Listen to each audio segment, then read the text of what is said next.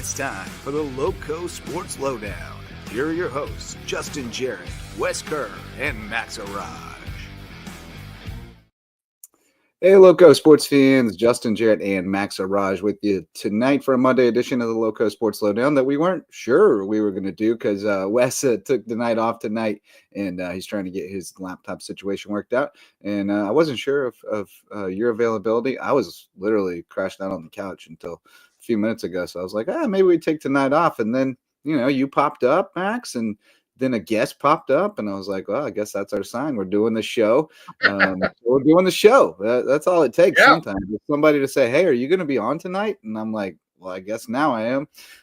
So here we are, and we got a guest backstage, and we're ready to talk hoops already because tonight was, I believe, the first night of countable games for Skiza.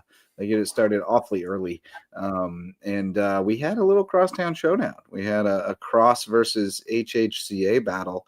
And we have some news to talk about as far as the landscape goes over there. So we'll get into that in just a minute with our guest who's waiting in the green room. But the Loco Sports Lowdown brought to you by Mickelson Law Firm, our presenting sponsor of our Hilton Head Christian Academy coverage. They got it started tonight against the Stingrays, our official real estate closing attorney, and our original sponsor. They're our all-star sponsor, been with us since 2017. They support so many things going on in the local sports community, and we appreciate Mickelson Law Firm being part of our team here at Team Lowco. Call them for all your legal needs, and since they present our HHCA coverage, I guess we'll let them present the ushering in of the new queens of Loco girls basketball, because we had a changing of the guard tonight. We got Coach Matthew Fisher Davis. What's up, buddy?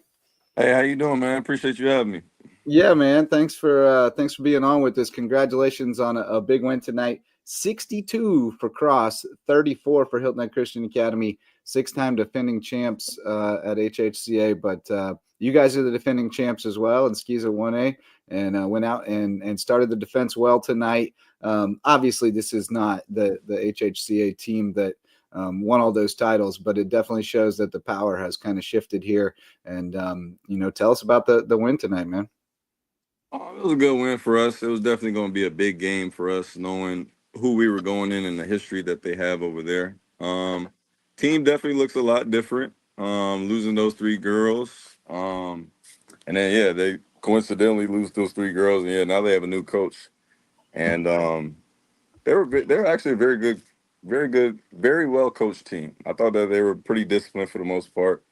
It was not our best game at all. I mean, we play them again in a couple of weeks and hoping it looked a little better than it did tonight. Right on, man. Who got it going for you tonight? It was a little bit of everybody. Genesis Wilson came out shooting the ball well. Obviously, PJ Benson, she's always running the show. Ryan Mayers played well, like Sam Maldonado. I had the bench come in. Sydney Holling shot well. She had a few threes tonight for us. It was a pretty much team effort all the way around. Right on. Yeah, Coach, you start off a great start of the season, especially against not the HACA team that's been around the last few years or so, but start off beating the defending state champions. You guys are defending champions yourselves. Even after one game, I'm sure there's not a complete outlook, but tell me what your guys' chances of repeating as champions this season. I'm not too familiar with what's out there in the 2A level. I mean, we play Cathedral Academy this year. I know that they won it last year. Just to kind of get a little feel out there.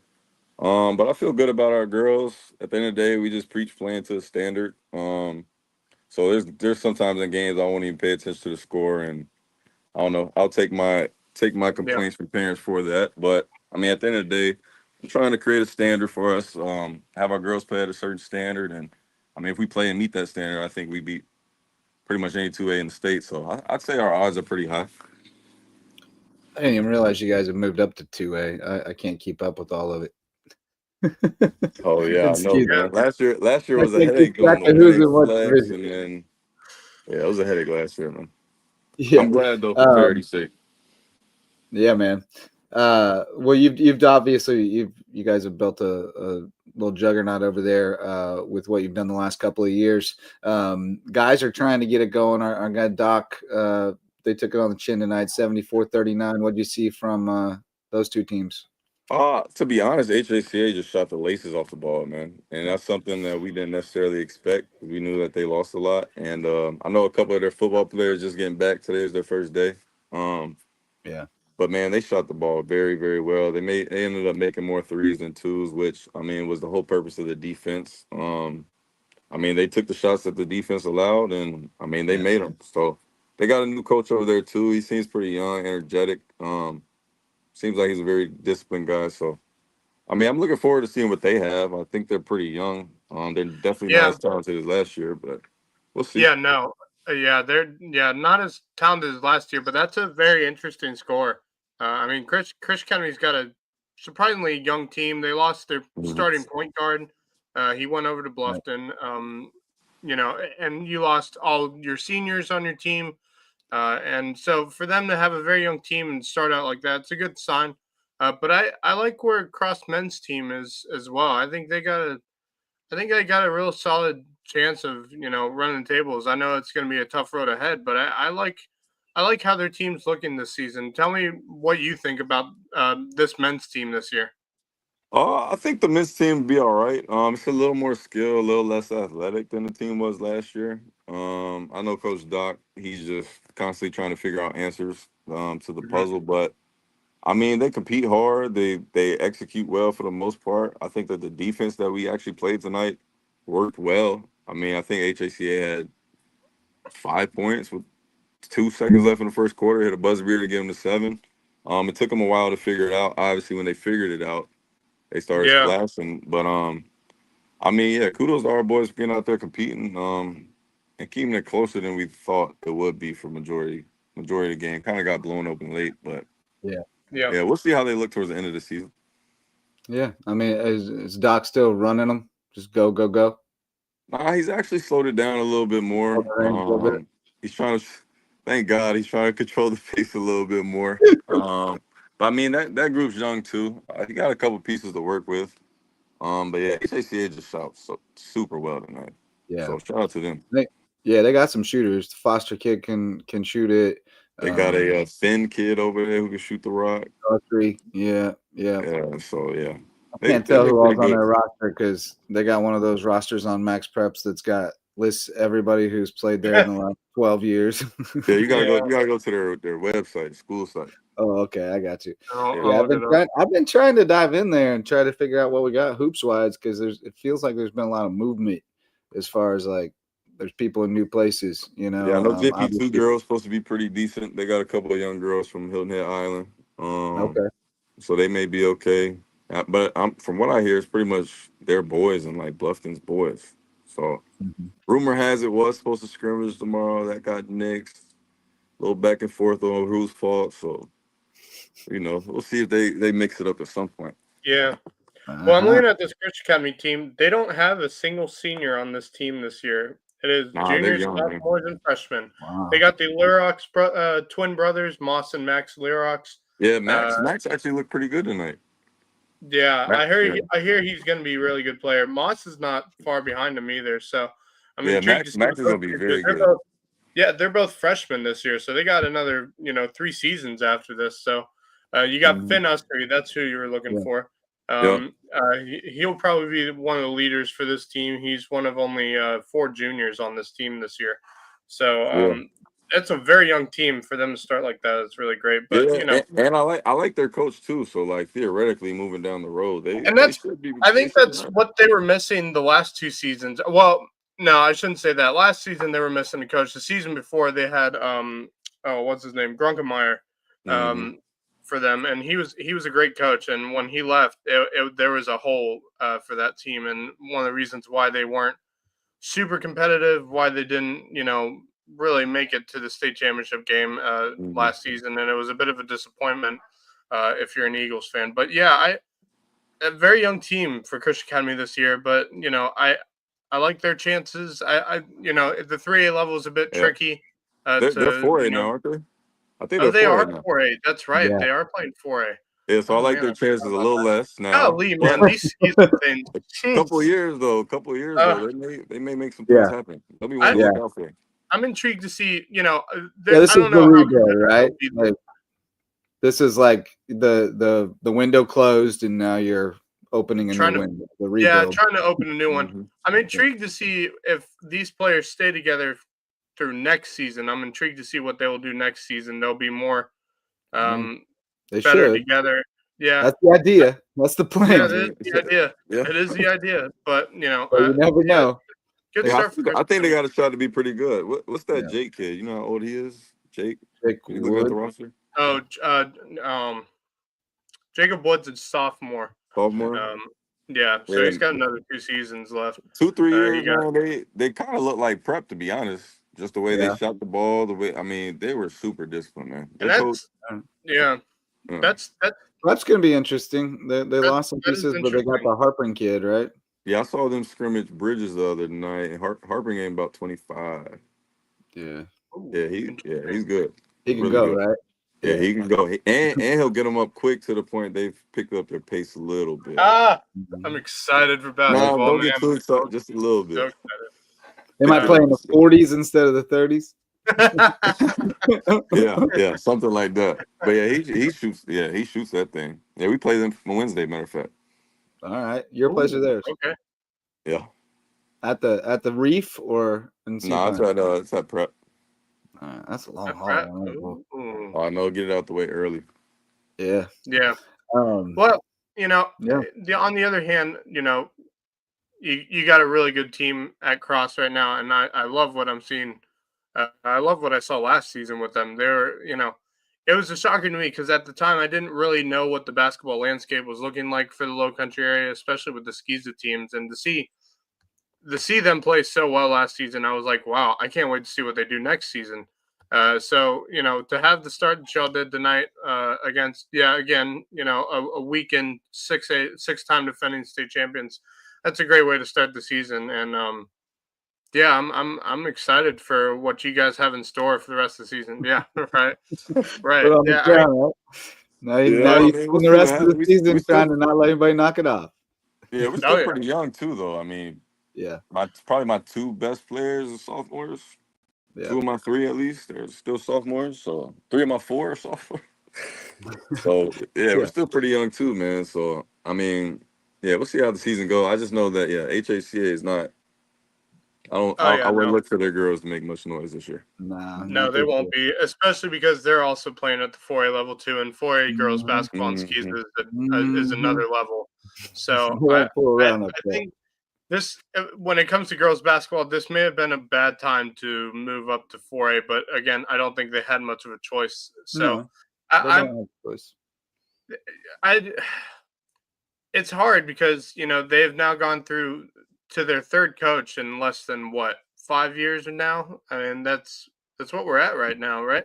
Yep. Talking 5 year about span, girls. 3 different. Yeah, for Christian County girls, Well, this will be their I'm still third. curious why dude they had last year quit.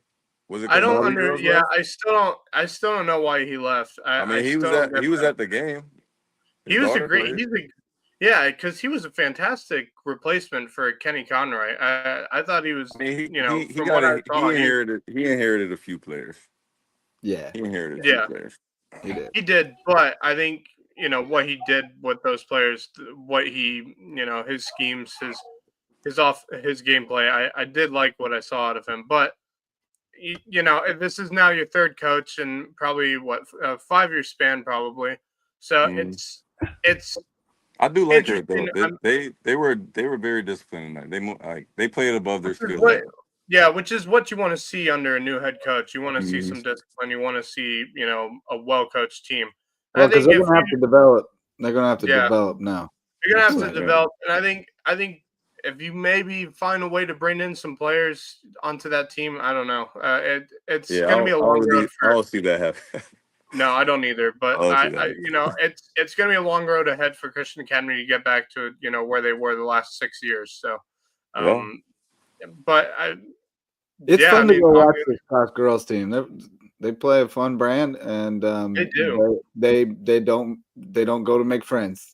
No, they Oh, don't. nah, that No, is they definitely don't. not our MO. I'll say that. No, they don't. Yeah. They go barnstorming through the skis of the barns, just trying to make enemies. Just trying to raise the competitive level, man. That's all. Just give it. I just want people irritated so they give us their best shot. Yeah, yeah. Yeah, Stir up I the want our hornet's girls nest. ready, man. Just let our girls be Stir up ready. the hornet's I nest mean, and see what you got. your team, like you said, is fairly young. You guys have only what, 2 seniors, right? Yeah, we have 2 and 1 that like really plays. So Okay. we'll miss her Yeah. though. We'll definitely miss Yeah. her, but I'm sure. But you guys got you guys have such a young roster. I'm looking at it right now. It's a really young roster, and I like that. That's really, you know, I mean, Yeah, I'm for sure you we know, may get a couple more here and there next year or so. So yeah. Yeah, But I yeah. mean, you know, that's We'll definitely miss Genesis. oh yeah.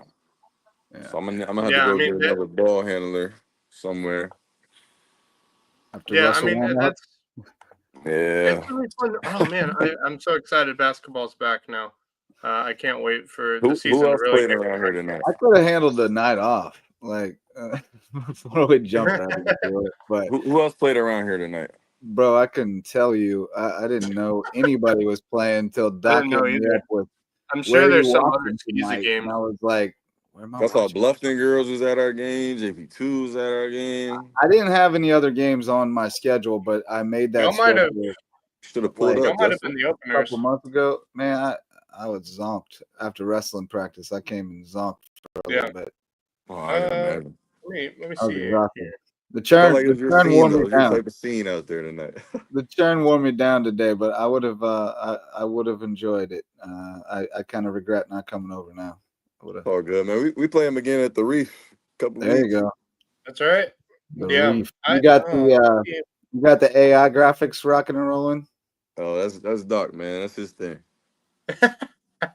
He threw it up tonight though. Nice. Yes. He did Let me put see it if up I can tonight. find. Yeah. Right on, man.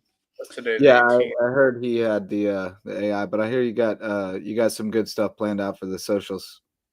Oh yeah, man. I got a couple things up my sleeve.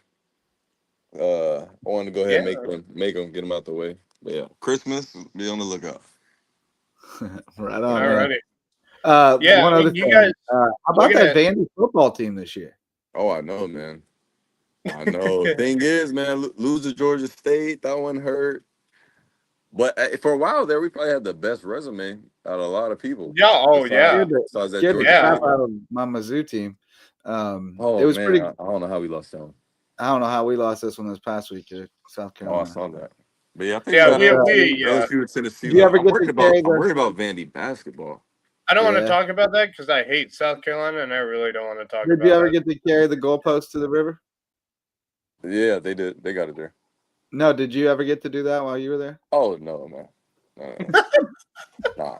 Our football Well, team was not. Justin, let's be honest. Vanderbilt hasn't had the most No, not the most storied football prestigious program. history in football. Yeah. Yeah, basketball though, man. We don't have That anybody is over 6'9". that will be. I mean, for Vanderbilt fans, that will be a moment to Wait, remember forever. Did you say you don't I have mean- anybody over 6'9"? Nobody over 6'9", man. And our coach listed everybody as a point guard. On the football team? No, Not on the basketball. Oh, the basketball team. Oh, Yikes. I don't like that. wow. Off to a 4-0 start, but SEC plays around the corner, man. And Yeah, that's I don't know how that wow. looks. No one over 6'9". That's insane. I haven't even really checked in on Mizzou basketball. I saw them lose to somebody. Sorry, and They got a basketball team over there. yeah, we used to. I remember MPJ, man. My last year, MPJ. Yeah. His freshman year. Yeah, he yeah. played like 3 games for Mizzou. Oh, I know. So yeah, you guys were the only games tonight, and then you guys are the only games on Wednesday night too. Across Really? the prep. But far as it's I know. really basketball really kicks into high gear on Thursday because we have some boys basketball games. Cross is obviously playing Now, the bear in Savannah mind, Classic. you're going off a schedule that Don't. Oh, did you No screw how. up? Oh, Justin. No, I'm saying I made that schedule like a couple months ago when Yeah, I I had a know. lull, and then I've Yeah, been they head down since then. I And not assume. everybody's schedules were posted yet. So Well, it shows maybe Buford. Well, I don't know if Buford's playing Hardyville right now. Is Buford playing no Hardyville, Justin? Oh, okay. Thursday. Yeah. Is that Thursday? I think it's a scrimmage or something. Is it a So come on scrimmage? out Thursday, man. Prep boys are a treat to watch. That's what, Wednesday. Yeah, Wednesday. Yeah, Prep. Yep. Prep's boys team's always fun to I'm watch. booked. I I'm already think I booked think with the those Ty, I teams. think the Ty Harping kid probably the best kid I've seen since I've been out here. Yeah, I'm Is excited Prep to see him. is Prep basketball 3A or are they 2A? 3A. They're 3A, right? Mm-hmm. Okay. Yep. Yeah, they'll run the tables again, probably.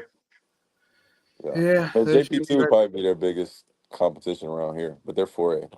Yeah, but they're 4A, yeah. So it won't even matter. I mean, yeah, that's Bluffton boys are going to be fun. yeah. They got a squad. I looked at the roster. They're going to look interesting this year. I'm interested to see what May River looks like with the new coach. Yeah. He knows ball. He's a Kentucky guy. Is he? Yeah. Longtime coach in Kentucky. So been an AD, okay. been not coaching but AD for the last little while, but excited to get back to coaching. He's like a big ball head.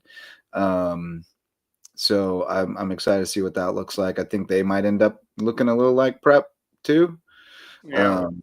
And then let's Buford. see. Yeah, Buford. I don't know what they've really got. They don't have a lot coming back, so it's a lot of unknown. Going to be a lot of guys coming and you up. always got to watch out. They're always scrappy. I mean, you got Samari. You got Samari. Fun as hell to watch.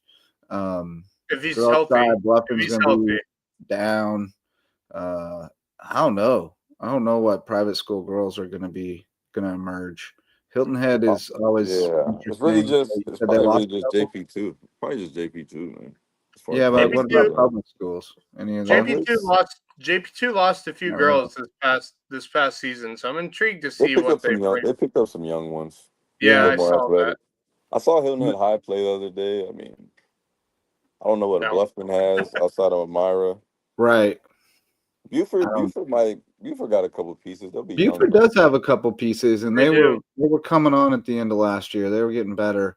I don't know what Battery Creek has. Whale Branch, not much. So yeah, I don't know. Ridgeland, Hardyville's the unknown because we haven't had varsity for 14 years.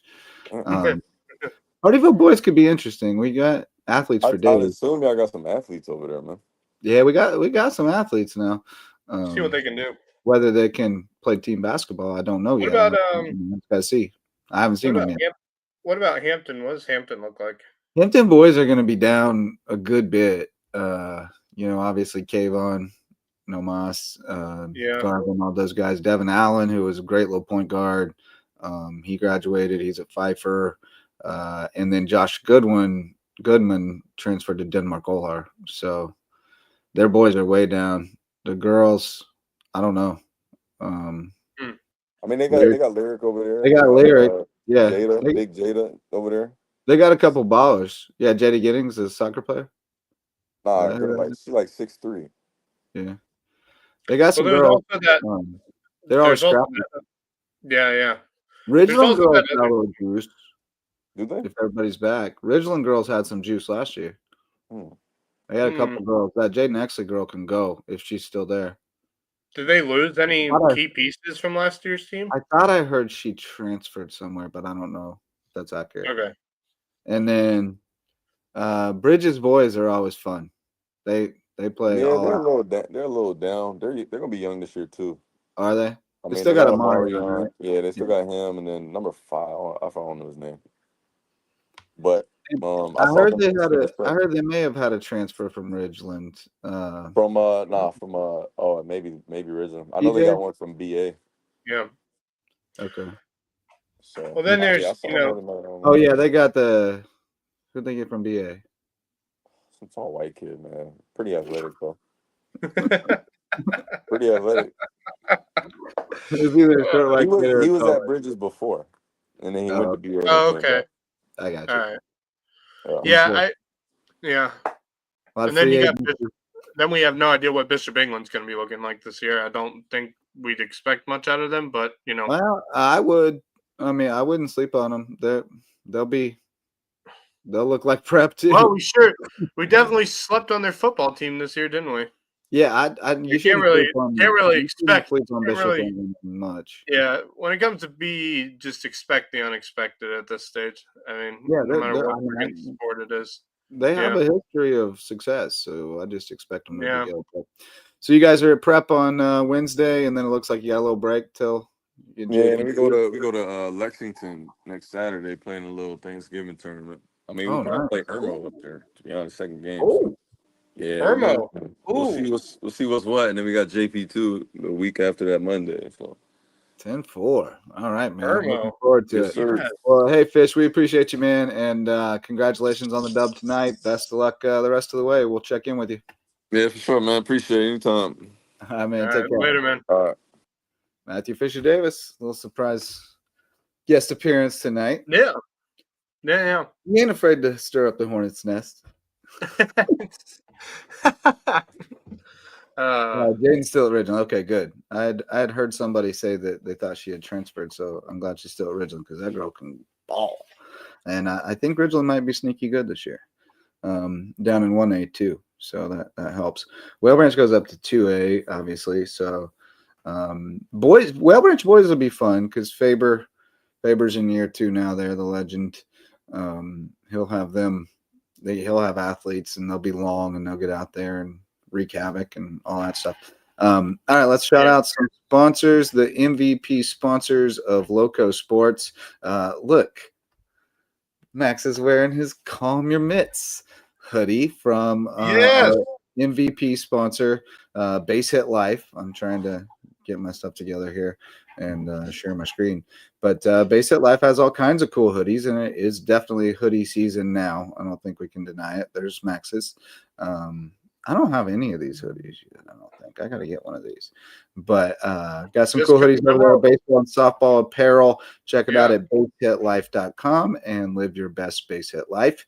And we got homegrown home inspections. Our official home inspector, best in the Lowco. They'll check out that home, make sure it's good to go. And if you're building a new home, you got to have that phased inspection. They'll check on it every step of the way and make sure it's built right with homegrown home inspections. And then Hospice Care of the Low Country, official hospice provider, the only not-for-profit hospice in southern Beaufort County. They provide palliative care, hospice care, free grief counseling, and much more at Hospice Care of the Low Country, where it's not about dying, it's about living. And if you want to find out more about your community, you can become a Island Ambassador or Bluffton Ambassador through the USCB Center for Low Country Hospitality Education. And Coach Beach and I will teach you about the place you live and the history, the culture, and how you can teach others about the Lowco through the USCB Center for Low Country Hospitality Education. That is a mouthful. There you go. But we just led with basketball, which is wild because we're in the football play. Had some incredible games on Friday night. Obviously, we did like 2 hours on them, so it's not like we're really giving them short shrift. But I mean, let's just take a moment to remember how great this May River Bluffton game was. I got some highlights. We didn't have just one of them. We had two of them in a 3-week span. This one was incredible. Aiden McCarthy powering in for the touchdown, highlights from Beaufort's own. But then Tanner Macy, get out of that. I still don't know. He almost tripped himself over. Took him out of the bubble wrap and let him go. Yeah. 41-yard touchdown, and then Andrew Johnson from 42 yards. This was the moment. This was the moment I thought Bluffton might fall apart after that one. They did not. May River started. They come right back. Roman Benjamin out in the flat. He had a huge game. He was all over the place. And then it's McCarthy for Benjamin again. Knocked down. Flag comes out, but he hangs on for the touchdown. Yeah, that was a targeting call, by the way. Yep. But then the Bobcats go back down the field. McCarthy plows in, and then they get it back. 2-minute drill before halftime. He finds Benjamin over the middle. Benjamin tearing it up. And the play action out to Benjamin again. He gets him into field goal range, breaking tackles. Man, that dude had a great sophomore season. Yes, he And then did. little razzle dazzle. Love the flea flicker. God, on the I double wish that classic one was going to Cardinal, go. but AJ Hamilton stays home. So it's Ethan Cartmell out for the field goal to make it a 10-point game at halftime. It's good. And it's good. Yep. Good kick. And then handoff to Gage Duncan into the end zone. So May River cuts it back to 3, but Bluffton answers again. Nate Ulmer found a seam. So Bobcats back up 10. Sharks needed a big play. Asa Haskins obliges. Look at here. Asa puts them in great field position inside the 30. And they would convert a 4th down. And then, no, this wasn't the one where they converted a 4th down, I don't think. All right, so they had 3rd and goal way back yonder. So they settle for a field goal try. I remember the boys from Buford Zone going crazy that they were actually going to kick a field goal. And then they got to stop. And Tanner Macy, willing it over the line. So we are tied up. Look at the bleachers shaking the camera, man. Oh, yeah, I know. So loud as he tries for the tying extra point. Boots it through. Tied at 31, going to OT. First overtime, Sean Mitchell untouched. Then Aiden McCarthy. That was a beauty of a play. He didn't show the whole play there, but that play was just absolutely madness. And another one, that one, the first play. That one, they got a flag though. Yeah, so and they did it on a flag, man. Had to do it again. Aiden extending the play, scrambling. He's got a man, Nate Ulmer, and they are back in the end zone. So then the Sharks have to score, and Tanner Macy takes it in. They're going for 2, pushing the chips in. Love this call at the time. And May River wins. Love the result for the Sharks. Great win. Tanner Macy. Whew. That was a hell of a game. I'm so glad I went to that one. I am so glad I went to that one. I'm so glad that Javon was streaming it, so that even though I didn't go to it, I got to watch it on the way home, and then I got to watch the 4th quarter here on Loco Pigskin Live. What a crazy first round game, and I May River, lost 2 weeks beforehand to that same Bluffton team. They get out, play what was a masterpiece of a game between both teams for the second time in a 3-week span. It was so electrifying. The fans were getting into it. It was so much fun to watch, and I'm so happy for those May River Sharks to be moving on. They've had a rough couple weeks after losing to Bluffton. Mm-hmm. They had lost to Hilton Head. So, being here, playing on the road for pretty much the rest of these playoffs, if they do move on Friday with, I believe, North Augusta is who they'll be playing. So, great win for May River. Bluffton had a tremendous game. And there's, Coach Gregory said there's nothing to be mad about in that game.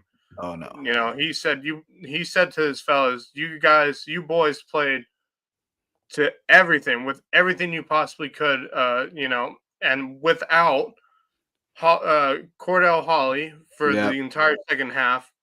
Lucas Gates was out for half the 3rd quarter, and he's a key piece to that defense. Both teams had guys dropping like flies. I mean, Bo Gwynn was out for a while. Bo Gwynn dropped like 3 times in that game. I was like, how is he getting in? And it's because this is a playoff game. Everything's on the line. It's Bluffton. It's May River. It's first round of the playoffs. There's not a bigger game in this rivalry than this one right here. So you knew they were going to try and do their best to get back in that game. And I think Hawley tried, but ultimately it was up to the trainers to say, hey, he can't go back out unless you want him to play next Friday if they won that game. And from what I heard, it was most likely a sprained ankle that was twisted. And I saw the play. It happened. Basically, his ankle got twisted as the guy was rolling around, and he was rolling around as he was being tackled. So I think it twisted a little bit there. So that's unfortunate for Cordell Holly's season to end like that, along with Bluffton.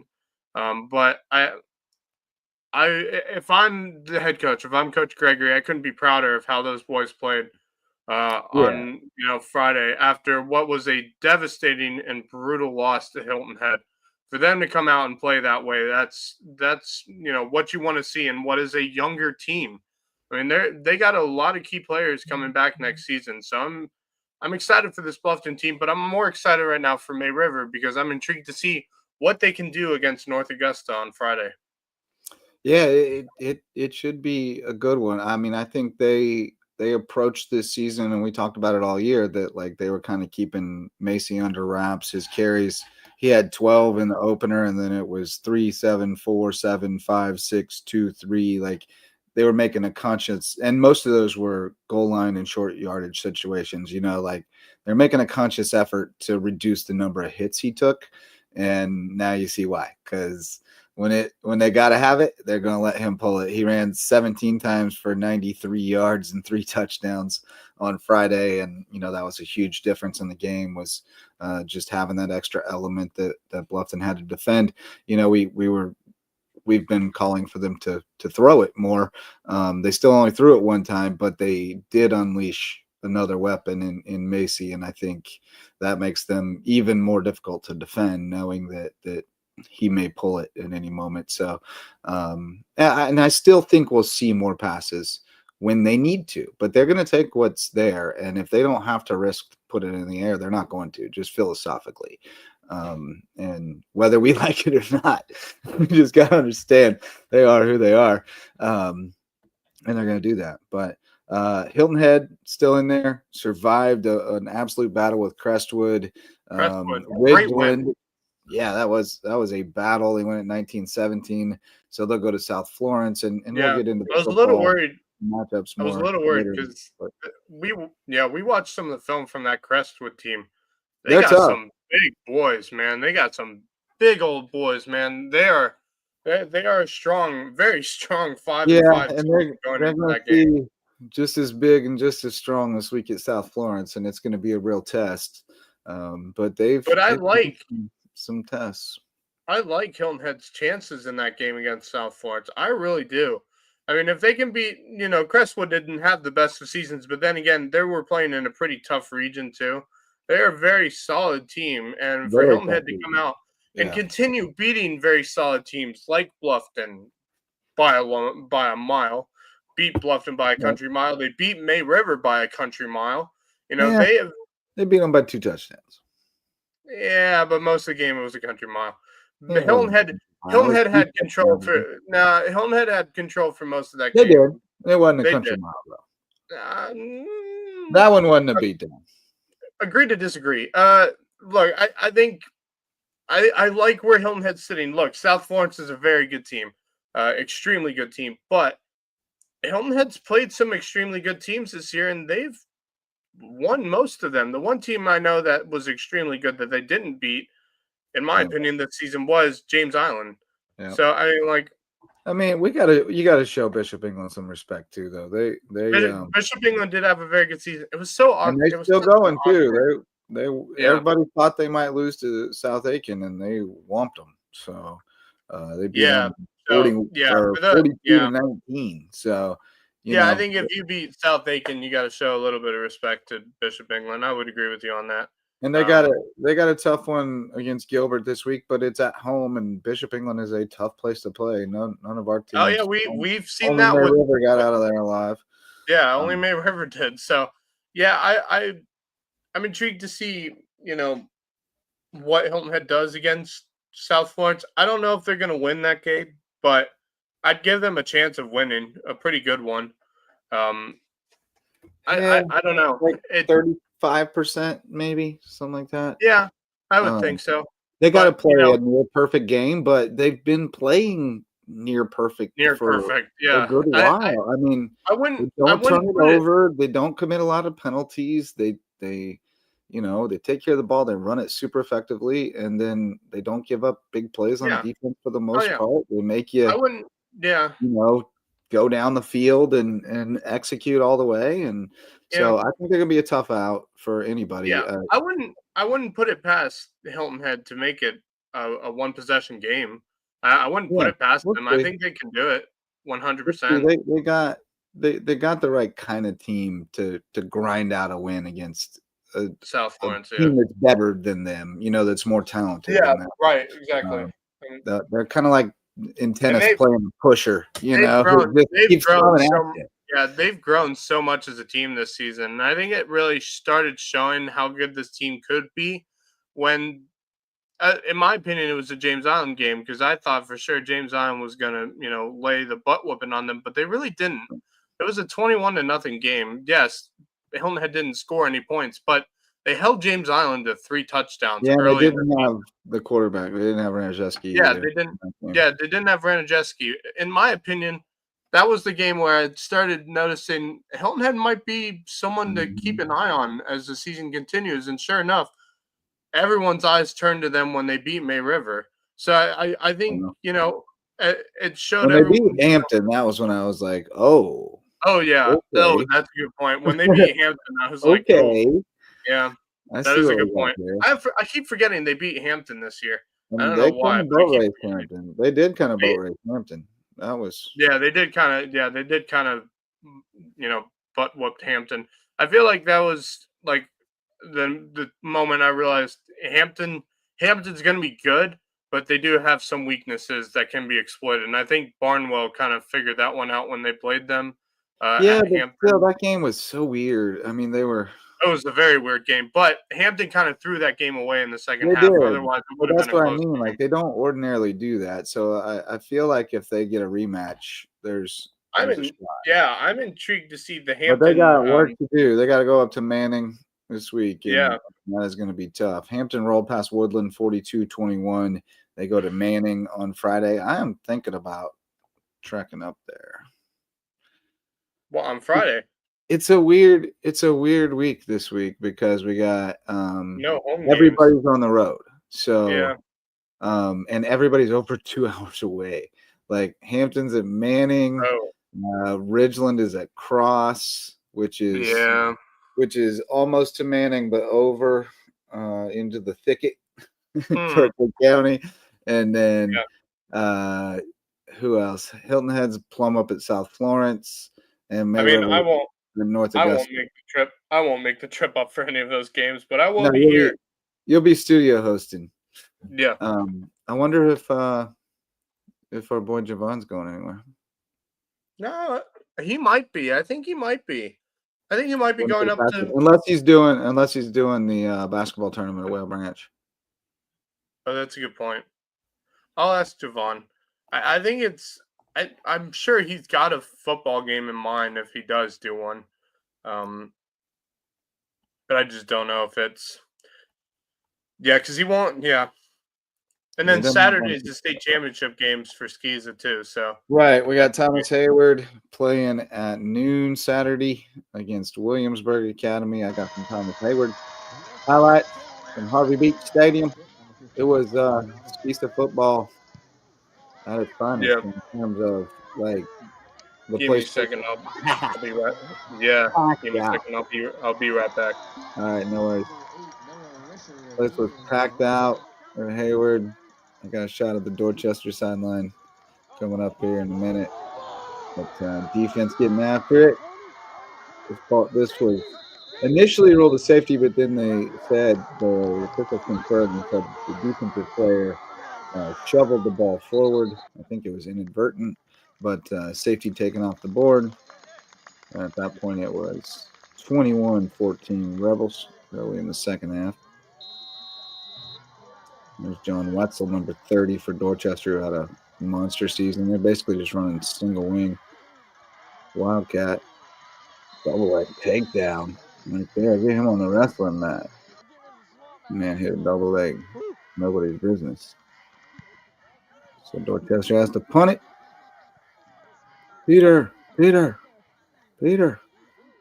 Hell down it. There's the Dorchester crowd. It was rowdy. O-W-D-Y. Big play here. Jim Douglas picked off.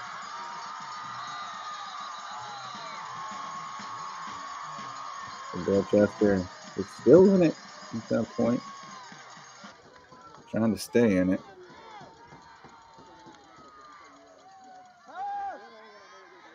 So Fripp giving chase. We got a flag on the outside. I don't even know what I'm looking at right now.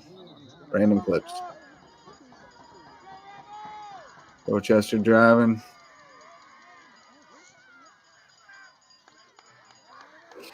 Bo Pinkney had another monster game on defense.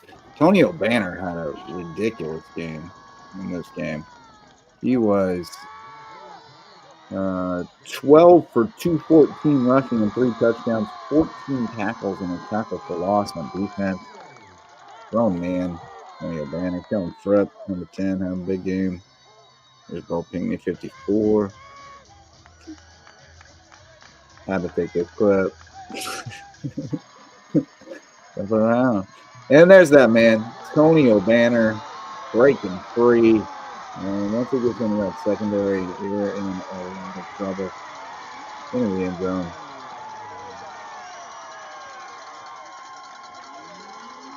Pretty good lift to put Tony up like that. Starting to get away. Sandstorm.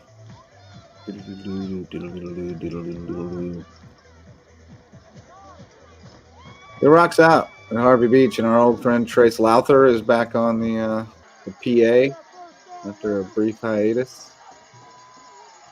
He brings the juice to Harvey Beach, and there go that man again.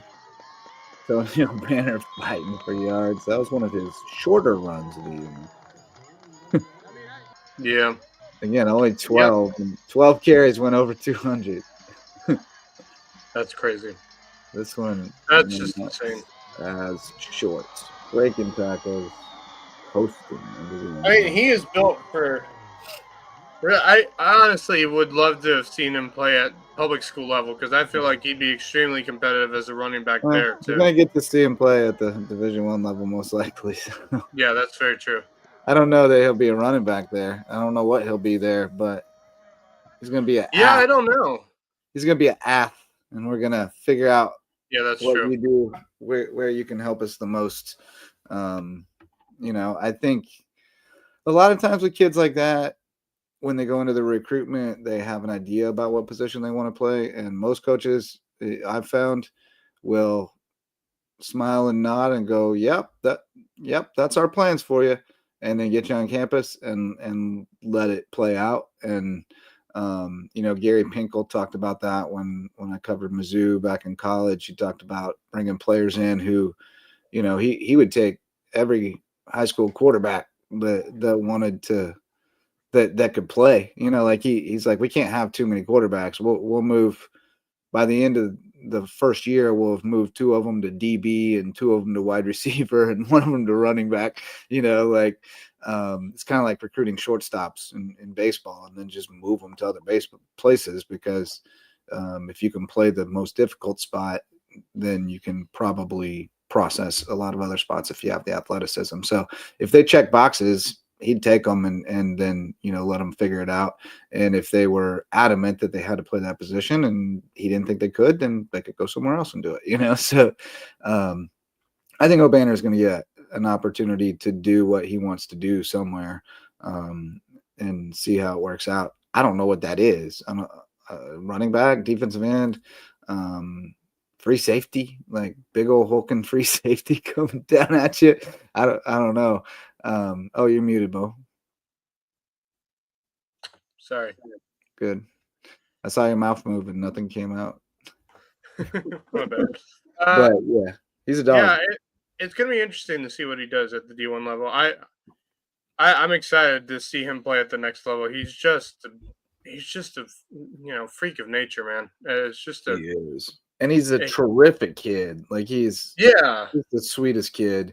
Yeah, good kid, man. He's sitting there. He's on his knee, like catching his breath after that long touchdown run. And I slapped him on the shoulder pads and said, "That's why I would call you Tonio touchdown." And he just flashes this smile with faces at you, And he's such a sweetheart. He's a great kid, but he is an absolute animal on the football field. So I've loved watching him. We still get another year of him, and he's a baller too.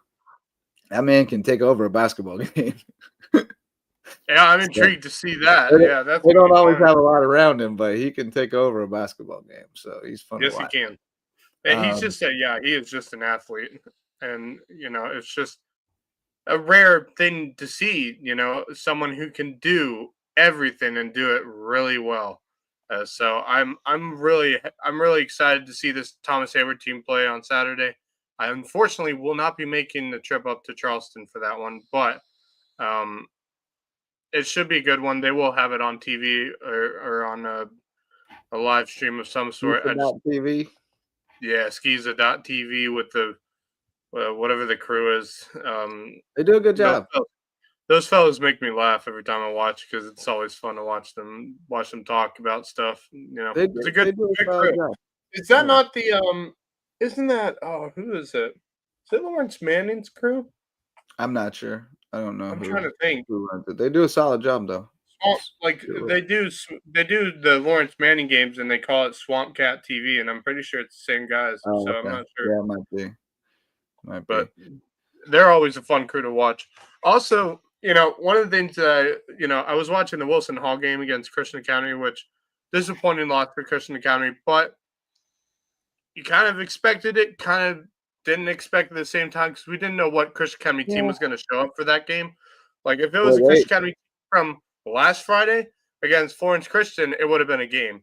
But I don't know, man.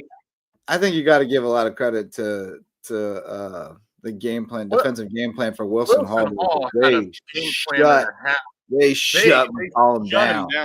They shut Reed down, and he had, I think, -2 rushing yards or something like that. Yeah. For the entire game. That's an insane stat. And yes, I agree, Justin. They did what only Hammond could do, or Heathwood. Yeah. Who was it they played? Hammond? Yeah. Yeah, they did play Hammond. It was like only Hammond shut him down like that. And yeah, and when you take Reed's running game out of the factor, they don't have many other runners to go to. And so they have to rely on the passing game, which then it becomes really a one-dimensional offense, and it just doesn't work. I've been saying this for the last few weeks. They need a running back to go alongside with Reed McCollum, someone who can run the football well. I think most of their rushing threat, even with Reed, was scrambles when the pass play breaks down. When everything's covered, he'd just scramble. Whenever they did design run plays. Did they spy him? I didn't watch the film, but did they? I didn't watch. I watched bits and pieces of it because I was at the Bluffton May River game, and that was exciting enough to where I didn't want to pay attention. If you got a middle linebacker who can spy him, that's the play. That's the problem. That is the problem because they don't really do any design like read option plays or anything like that. And when they do design run plays, it's usually Cress Langhouse, and there's nothing wrong with Cress. I think Cress is a fantastic football player, but I think he's better. He's getting better. Right but in my opinion, I think Cress is so much better at slot rather than receive at a running back. And I think that's where the problems start to be very noticeable if you're Hill Neck Christian is you don't have a running back who can run straight down the middle and, take some guys with you. They don't have that type of runner, someone who may be agile, someone who can run through that middle and go around some players. They don't have a guy like that. And I think with Reed McCollum really being their rushing answer, and it wasn't really an answer for the run game, it's just whenever he had to scramble around because the other issue for Chris Academy is the offensive line just wasn't great this year. They weren't able to hold up defensive lines very well. And that was another thing I noticed in that game against Wilson Hall is less than 2 seconds. And Reed was scrambling away, trying to see if he could find an open guy or run down the field. And it just wasn't working for them on Friday. And so I think if you're Peduzzi, you're thinking, what do I do to make this offense better? How do I make this offense better next season? Because, look, Reed's going to be a senior next year, I believe. you want to have him have a chance at getting a state championship at the starting helm, because I think he's a fantastic quarterback and he deserves to have a shot at a state title because I think he's that good of a player. But if He you don't will. have, He will. They're young. They were young this year. They're going to be. they were young this year, but I think they're still missing some key pieces that I think could be added during the offseason. Hopefully they Yeah. do. But hats off to Reed, man. He had a fantastic season. Tough way to finish, but fantastic first season as starting quarterback for Christian County. That dude's a monster. Great arm, great legs, just an amazing quarterback to have if you're a 3A Skeeza school. A guy who stands at probably 6'2" and can run the football well. He is the epitome of like a taller, scrambling, um, dual threat quarterback. He's got the skills to be a great quarterback, and maybe even play as a great quarterback to the next level. So we shall see what happens next for him. Yeah, man. Speaking of someone, I see you popped something up on Yeah. We'll get there in a second. We will. Calm your mitts. Yeah, I'm gonna call my Mets. I know. Varsity sponsors. I got some great stuff too, so don't worry. We're gonna have some fun with this. Right on. Varsity sponsors of LowcoSports. We got DDS Web Design, builds, hosts, and maintains websites for businesses and nonprofits to get results. So if you need to get found online so you can do more and think bigger, go to ddshhi.com. Parker Law Group serves legal needs across Colleton, Hampton, and Jasper counties, and they can help you with your legal needs, and they help us shine a light on more deserving teams and student athletes around the Loco. Dr. Ambrose Cole is our official chiropractor. You can find him at Rooted Living Wellness in Bluffton. He'll get you feeling right, mind, body, and spirit. And Reverence Wrestling Club, official wrestling sponsor of LowcoSports and presenting sponsor of the Loco Grind. Take your skills on the mat to the next level at Reverence Wrestling Club. And those are our varsity sponsors. A couple other weekend notes. One would be that the May River volleyball team, unfortunately, fell 3-1 to Pickens in the championship game. It was devastating, bro, because they were tied 1-1 and they were up 24-19 in the third set, and you just felt like, man, if they can close out this set, they're gonna do it. And they couldn't close out that set. Pickens caught fire and ran off a bunch in a row, and then it went back and forth for a few points, and Pickens closed it out, and you could just see them deflate, and you could see Pickens inflate, and they just kind of steamrolled them in the fourth set. They tried to hold them off, but Pickens just started getting everything up at the end of that third set and rolling into the set. It was unreal play from them. That is Pickens volleyball for you. Yeah. They are a powerhouse, and they've been a powerhouse for well over a decade now. So they've state championship. Yeah. A lot longer than a decade. Yeah, a lot longer than a decade. For 30 years. Yeah, they've, that is the epitome and probably one of the biggest powerhouses in all of South Carolina high school league sports is that number right there. 16 state titles at Skeeza High School League titles. So, yeah, look, Pickens. Second only to Bishop. May River.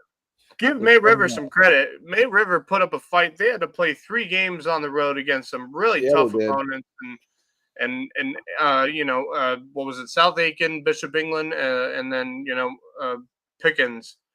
So look, that's a tough road, and they conquered it up until that last game. I mean, they really stunned a lot of people because no one thought they were going to get.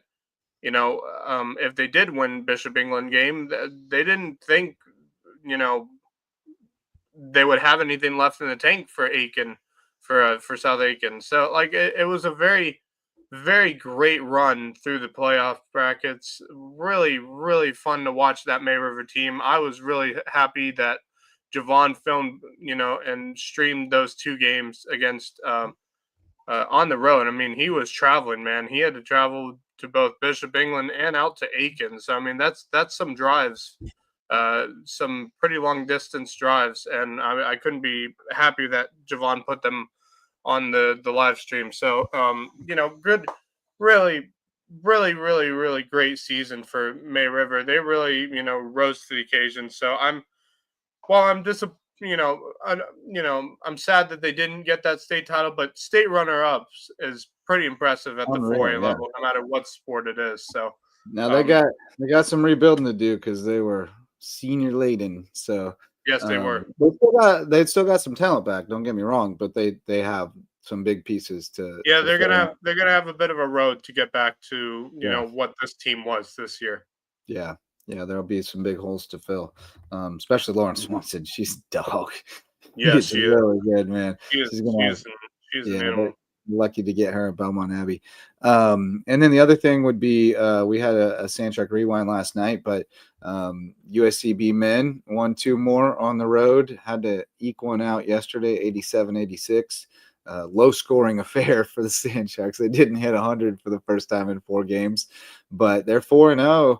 And I mean, I started looking at the Southeast region standings and like trying to put together what would be a top 10 because Bracken was doing it.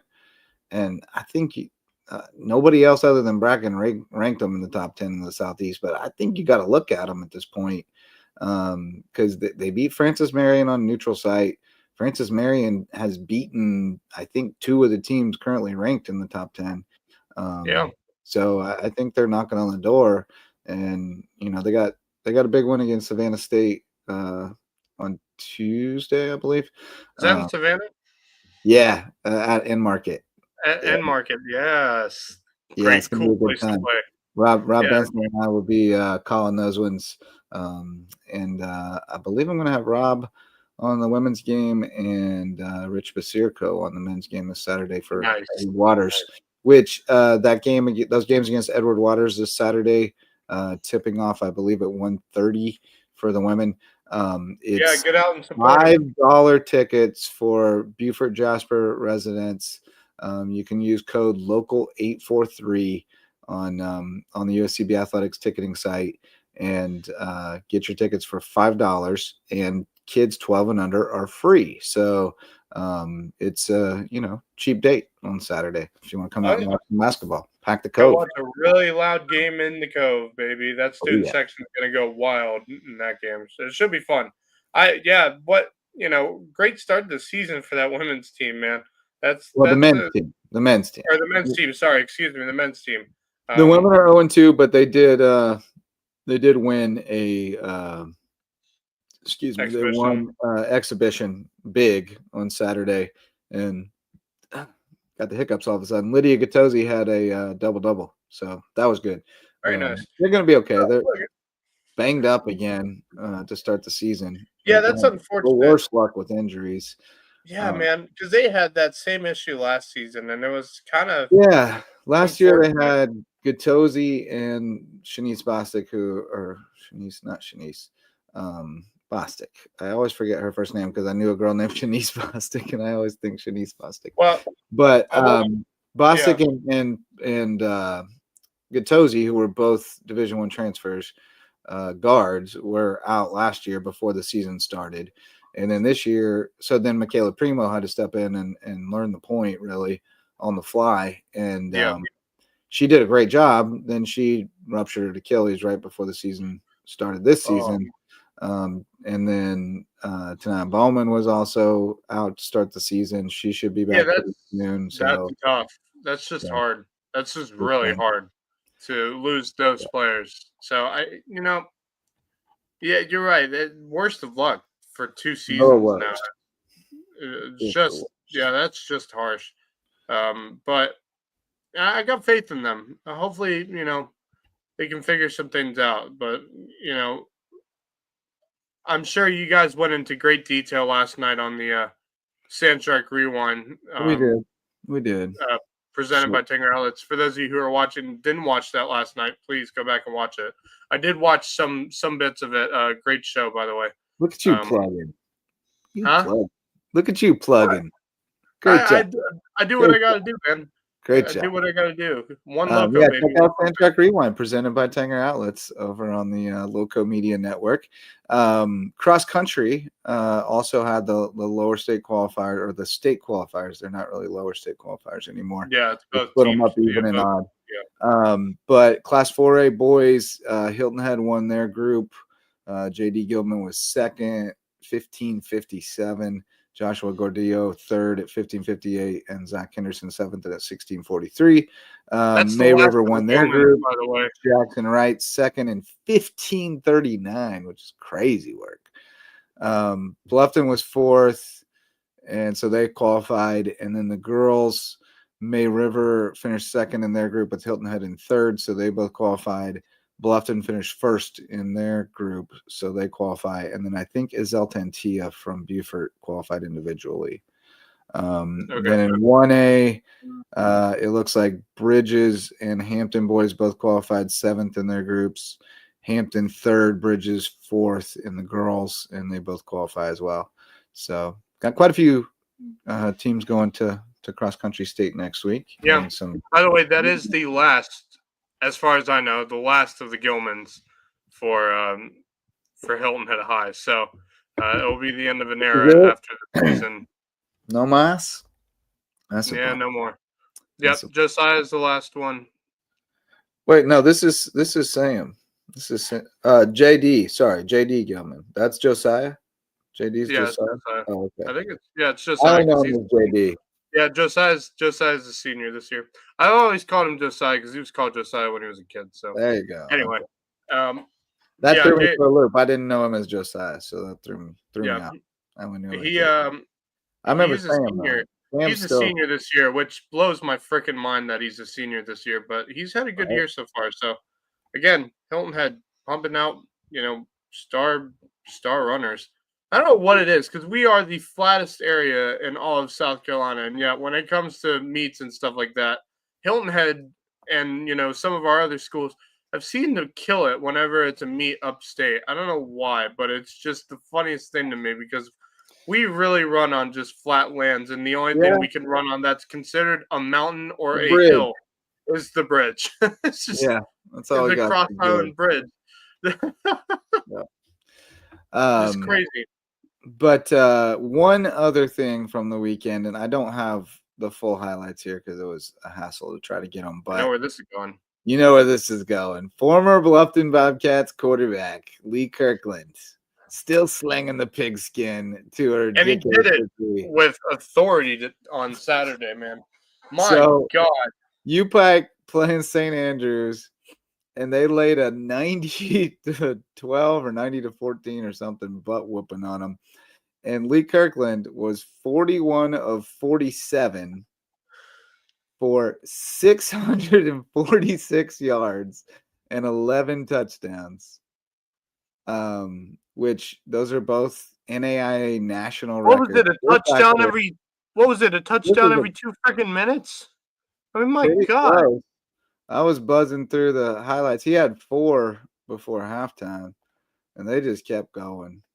I was trying to get some highlights here, but it was hard to keep up with them. Here we go. We got another one coming up right here. You can see I'm zipping around trying to find them. They make it pretty easy for him sometimes. He's got some really good receivers too.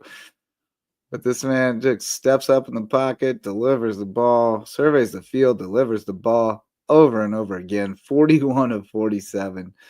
NAIA record 646 yards. NAIA record 11 touchdowns. Here's the craziest stat that I just came across about this. His 11 touchdowns are more than 21 FBS teams have thrown all season. Is Florida State one of them? Probably. I think. I saw. Look at this. That's a great cat. Florida State may have just a couple more. I think I saw a thing where it showed the top players with touchdowns this season and at the FBS level. And they had like 7 or 8 of them. And then it was the entire Florida State team at the bottom with the same amount of touchdowns as the 8th player on that list with the most touchdowns at like 14.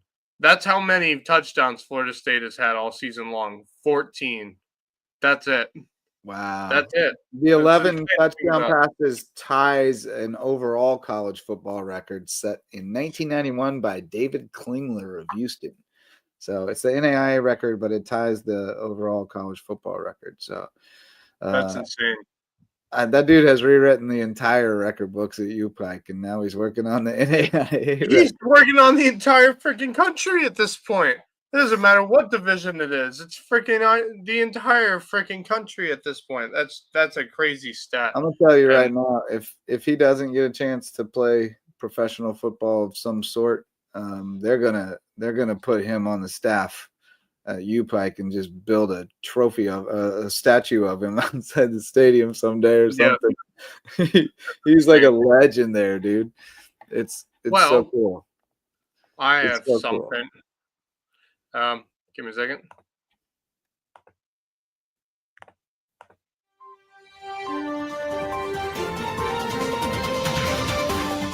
Look, breaking news.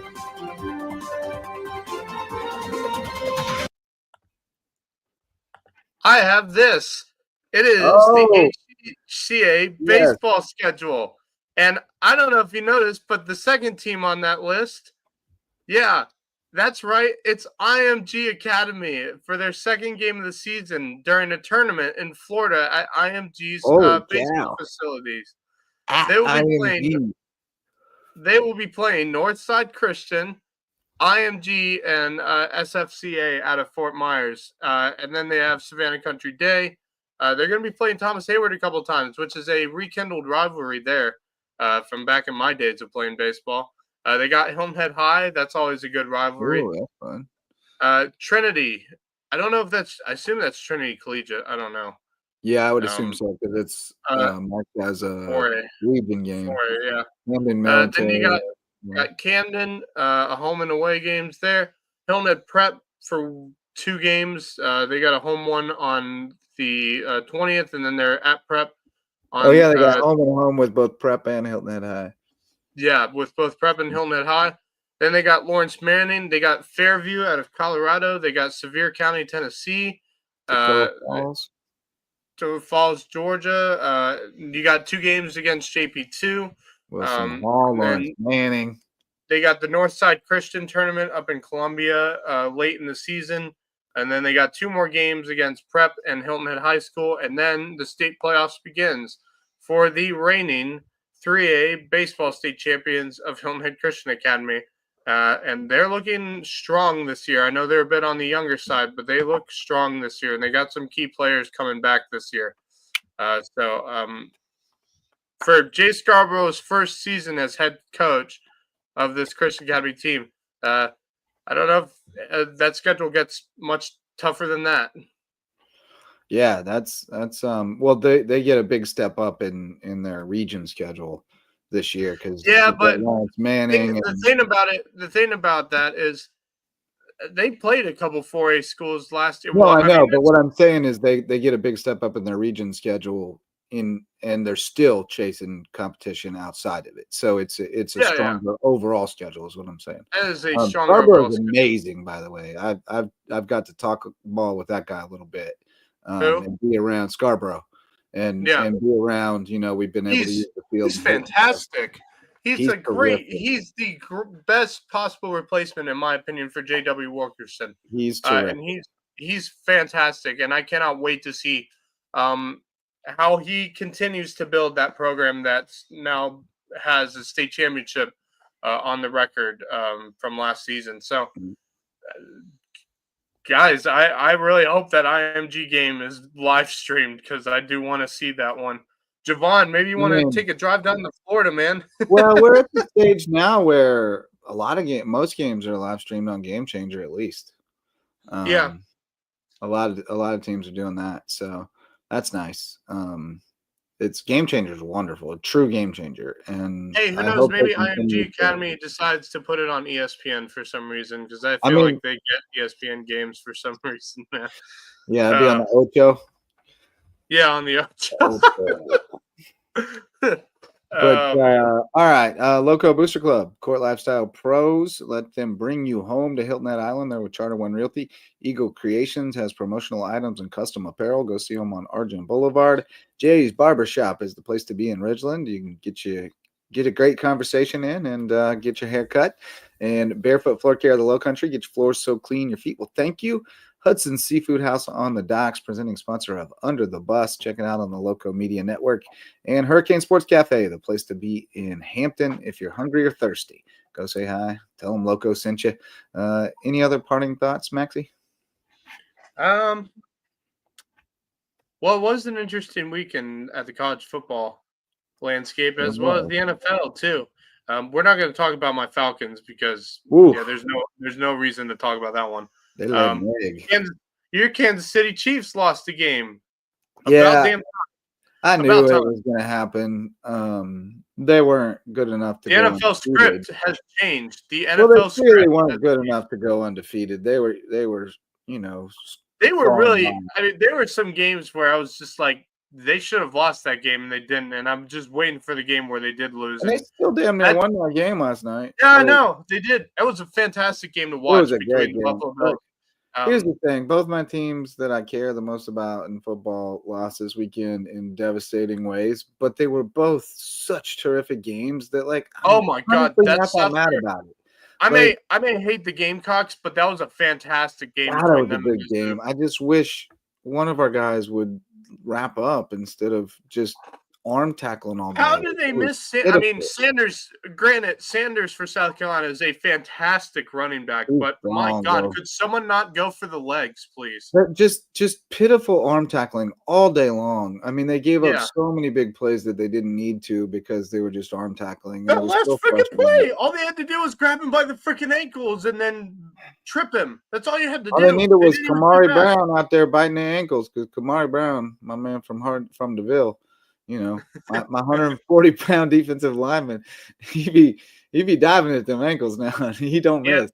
There was that game. Clemson about gave me a heart attack again against Pittsburgh. I don't know what. I'm so frustrated with Clemson right now.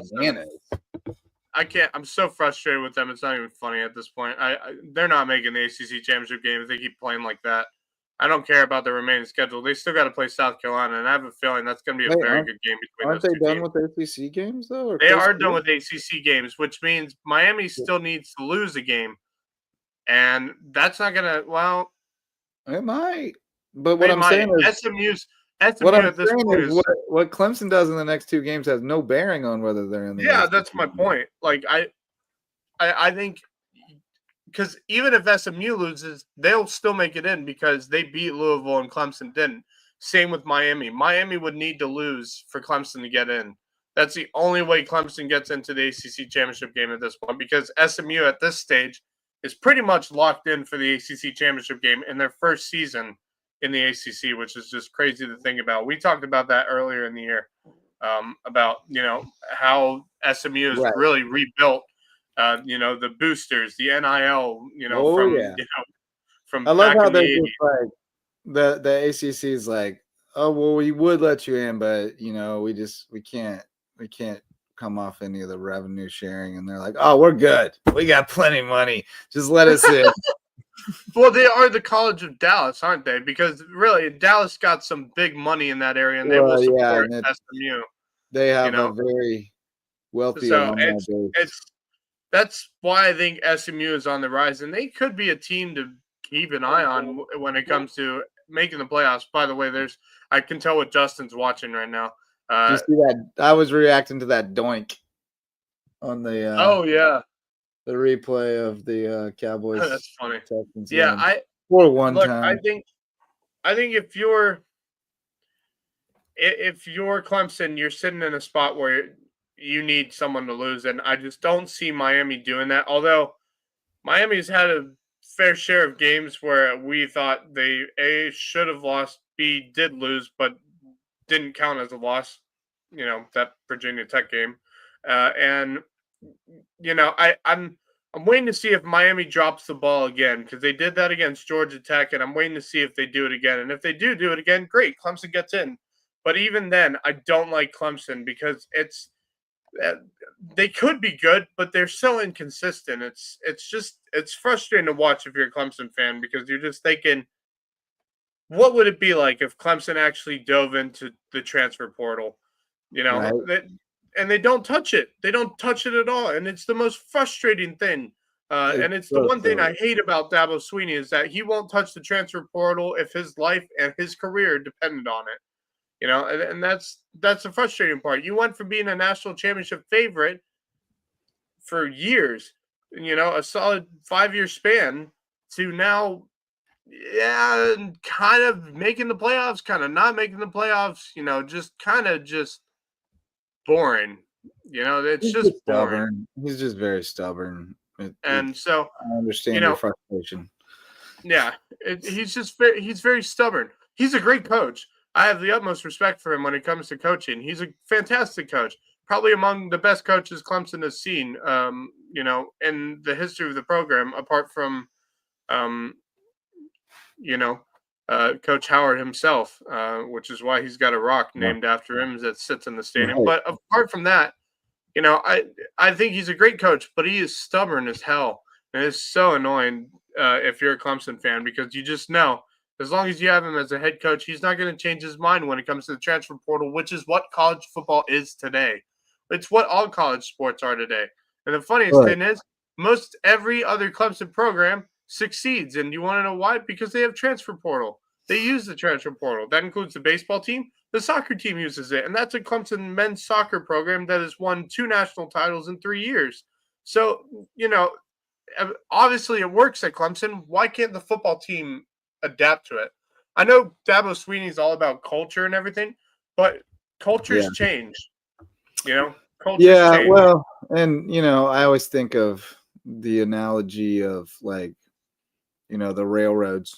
The railroads, like, the railroad companies that succeeded recognized that they were transportation companies, and they diversified how they were going to provide transportation and adapted to meet the needs, right?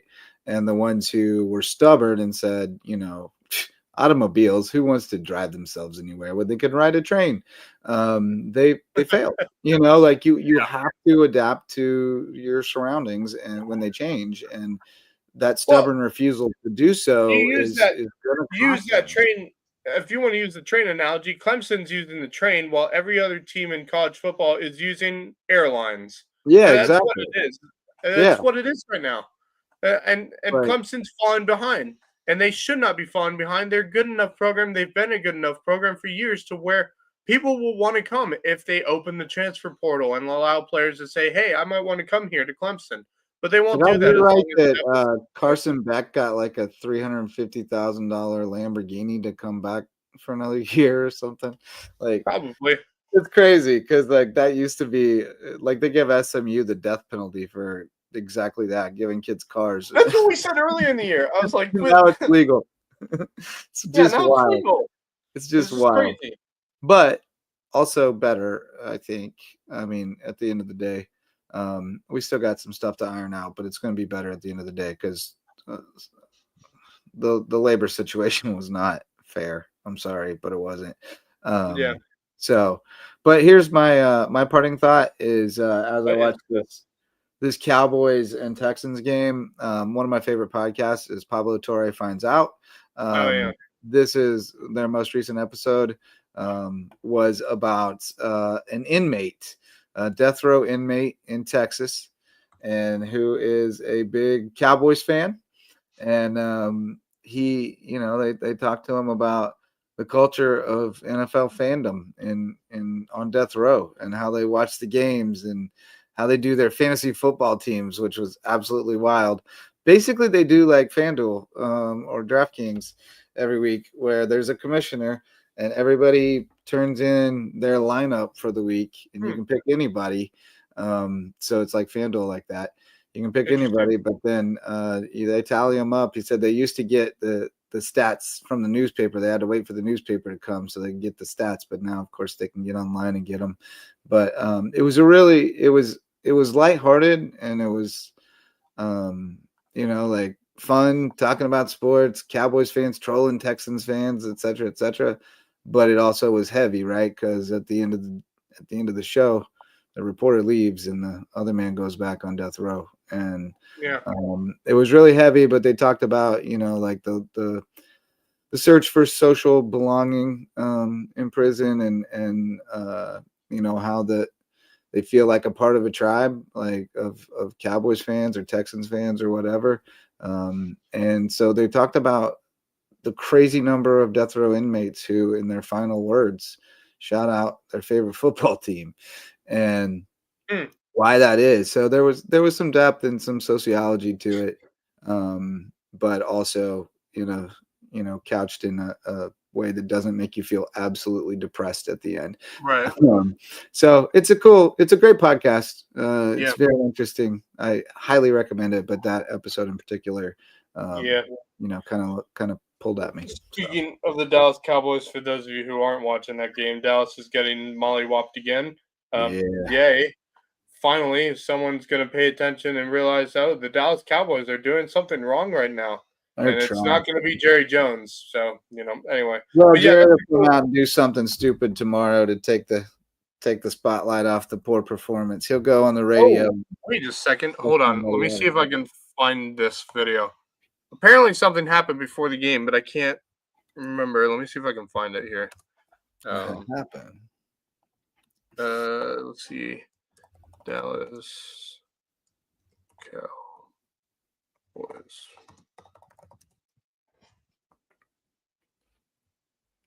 Yeah, let me see if they have a video of it here. Okay, let me see if this. So, what we got? What happened, Max? So that's a part of the AT&T Stadium roof. Apparently it fell. Apparently more than one piece of it fell while they were opening the roof pre-game. And if Jerry's world isn't falling apart, I don't know what the hell that is. The best stadium $1 billion can buy, and the roof's falling off, and the sun shines in your eyes during the fourth quarter of the game. That's the other thing. Someone got Jerry Jones mad the other day about, did you ever think about maybe putting curtains on the windows during games like that? And he just was like, yeah, what a stupid question that is. I'm like, no, it's not. It's legitimate because your team lost a touchdown because the sun was shining in CeeDee Lamb's eyes. It's how stupid, man. It's Jerry as bad Jones as that damn hill and flagpole they used to have in center field at Enron Park, which now has a new name. Your owner's stupid when he built a stadium in the wrong freaking direction. It's just so painful.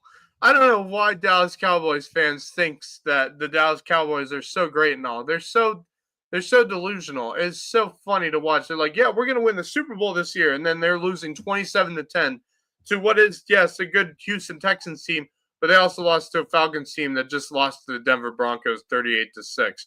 So, that's our Dallas Cowboys rant of the week for you. And it's just stupid. Let me see if I can find a video. They have a video. Let's see. Let's see. Is there a video? There was a video. I just don't know. What's that? Is that it? So this is apparently the first time they've opened the roof in 2 years. Yeah, it's not a. Maybe we should have tested it yesterday. Would have been smart. Oh, good Lord. Speaking of testing it yesterday, after that absolute tragedy that was the Jake Paul Mike Tyson fight, do we have any faith that Netflix is going to pull off this NFL game and Beyonce concert live on Christmas Day? I'm sorry, they have an NFL game? No. Do you want to know why? Because an NFL game with a Beyonce concert at halftime. The freaking thing is doing what Netflix does best: buffer the videos. The thing was buffering the entire time. It was so annoying. I sat there for it was 2 minutes waiting for it to freaking load up again. It was annoying. And you know the worst earlier today that Antonio Brown was live streaming. That Antonio Brown was live streaming the video board at Jerry World, and 6.6 million people were watching his live stream because they couldn't watch on Netflix because it was cutting out and buffering. Yeah, it's just stupid. They're thinking about freaking doing an NFL game on Christmas Day, and Not better thinking yet, about.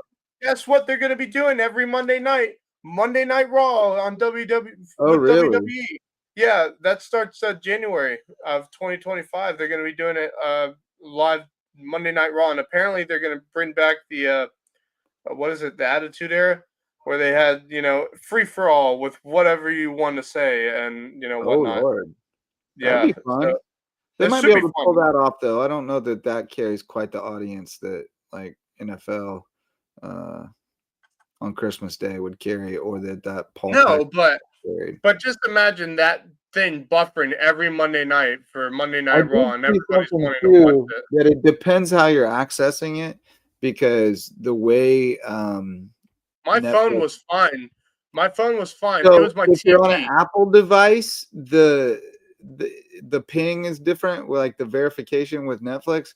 Whereas if you're on a Roku or a Fire TV device, apparently it's trying to reauthorize over and over and over again, and that server's getting slammed Yeah, and I crashes out. have a Samsung TV and a phone. My phone was fine. My Samsung TV just decided it didn't want to work that night. I don't know why. It was just No, annoying. it was wigging out. I was missing most of every other round, basically. I will say this: if those 2 rounds for Mike Tyson would have gone more than 2 rounds, it could have been interesting. Do what now? So those first 2 rounds was Oh, yeah. Mike Tyson's best 2 rounds. If he would have Oh, been my able God. to do that for more than 2 rounds, I have a feeling it would have been more Yeah, interesting. I don't know. I'm a bit of Let's a. be honest. Let's be honest. I'm The not man's being 38 naive. years old. I think that thing was a setup. I think that was, hey Mike, you want to put on a show and make $20 million? I And don't fight in think. front of Dallas Cowboys fans at AT&T Stadium where the roof was closed. Look, I don't. It was weird. The payout was set up was weird. If Tyson knocked him out early, he got less money. Can I just He was say not incentivized to win that fight. no? But can I just say that women's fight beforehand was Oh my God. so much better. That That was was like that was Rumble so in the good. Jungle. I That was was talking about that. I was unreal. talking about that with my friends, and they're like, "Yeah, the Tyson Paul fight sucked." But did you see that women's fight? Holy Honestly, crap! They went all out on each other.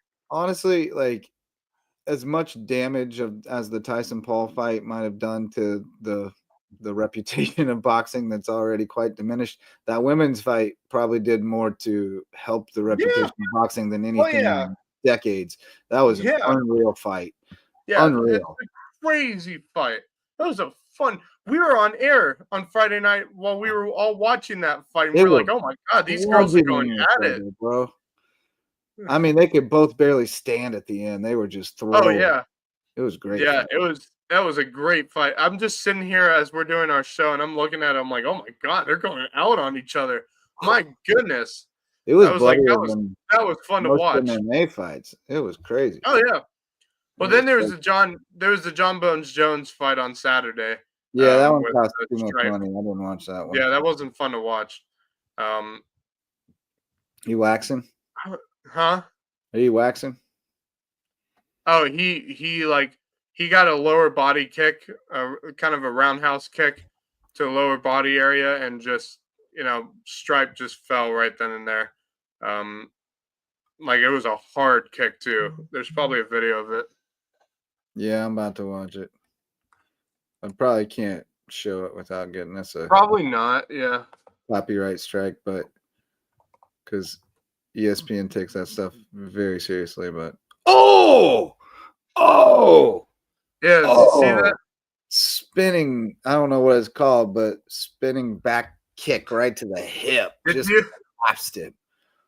Oh, that was a shot, bro. Did you see Oh. he did the Donald Trump dance afterwards? He did. Yeah. What the little ooh. Gross. It was kind of funny to watch. Donald Trump was there too, so I assume that's why he did it. Right. But yeah, look, that was the worst week of Oh, fighting. it was right in the ribs. Oh. Yeah, dude Oh. got him, man. Dude wigged him. Mm. He took a shot Mm. on a Stripe, man.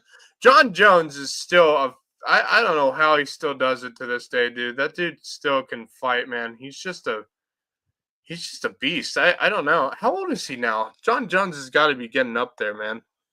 I don't know. John Jones. I'm looking. He is 37. Man, he ain't. Yeah, He's still an animal, bro. he's still crazy. He's still a heavyweight champion. That was for he's the GOAT. UFC. That was for his belt too. That's he crazy. might be the GOAT. He might be the GOAT of that sport. Oh yeah, he's a goat. I still want to see him fight Conor McGregor. That was the one fight I always wanted to watch when I was a kid, to see if him and Conor McGregor could go at it and see what happens. It never happened, but I'd take Jones. I'd take Jones too, but I He's would a like to see bad that fight mother. and see if Conor McGregor would give him a run for his money. Anyway, if Cooper Rush can pull off a miracle on Monday Night Football. Dude, don't make me laugh. That's not funny. Cooper Rush ain't gonna do nothing, man. Sorry. All right. Well, let's wind it down, buddy. I'm just waiting for them to let Trey Lance have at it. That's all I'm waiting for when it comes to the Dallas Cowboys. See if they have nothing to lose. I don't know why they wouldn't at this point. But they let him play last week against the Eagles. I'm like, he played better than Cooper Rush did the entire freaking game. I mean, he had some miscues here and there, but yeah. Maybe they're afraid to see they got something there, because then they'd have to do something with Dak. Oh no. What they spend all their money on Dak already. They already spent all that money on Dak. Dak is the current Tony Romo. What are we gonna do? Yeah, it's just oh God, it's so stupid. I can't even think straight. I'm not even a fan of the Dallas Cowboys, and that situation just makes me so revel in it. It's great fun. It's great fun. It's so funny, but it's also so stupid at the same time that it makes it that funny. All right, well, let's wind this thing down, buddy. And I don't know how much we'll have to talk about tomorrow night, but we'll see. We'll see what we pick up. But anyway, thanks to Matthew Fisher Davis, Coach Fish, jumping on with us tonight, kicking off basketball season in style. We'll have plenty more hoops coverage coming your way, but we also have high school football to round up, to wind down. We got still 1, 2, 3, 4 in the high school league playoffs and 1 in the Skiza Championship this weekend. And we'll also be keeping up with the cross-country races this weekend. UACB basketball off and running. So lots going on here at the LowcoSports Lowdown. Thanks to everybody involved tonight, all of our sponsors, especially the OGs, Mickelson Law Firm, our all-star sponsor. We appreciate you. And thanks to everyone who showed up to listen or watch. We'll be back tomorrow night, presumably, unless we decide to take a night off. But maybe that comes Wednesday. I don't know. Well, there's one other team who we kind of adopt as a LowcoSports team. Bethesda Academy does have a state championship game. That's true. Yeah. They are playing PD Academy. That should be a good one. Well, that's a rival of the Loco in general. So I think we're definitely adopting Bethesda for that one. Good call. Yeah, absolutely. All right. Anyway. Well, we'll talk more tomorrow night or Wednesday, whenever we see you next. Keep an eye out for the LowcoSports team. We'll be back, and we'll be ready to talk sports for way too long. So until next time, for Max and Raj, I'm Justin Jarrett. We look forward to having Wes back with us real soon, and go Loco.